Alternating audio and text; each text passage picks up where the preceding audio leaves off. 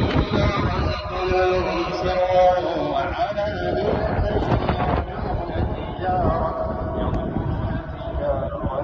لن تبور ليوفيهم أجورهم ويزيدهم من فضله إنه غفور شكور.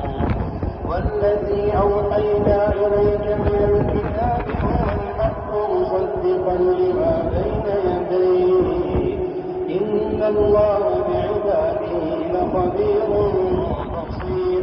ثم أورثنا الكتاب الذي اصطفينا من عبادنا فمنهم ظالم لنفسه ومنهم مقتصد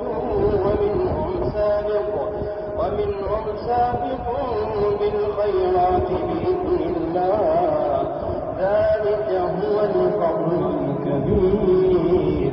جنات عدن يدخلونها يحلون فيها من أساور من ذهب ولؤلؤا ولباسهم فيها حرير. وقالوا الحمد لله الذي أذهب عنا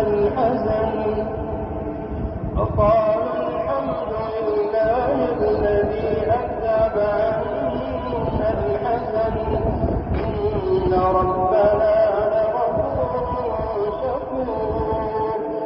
الذي أحلنا دار المقامة من فضله لا يمسنا فيها نصب ولا يمسنا فيها لغوب.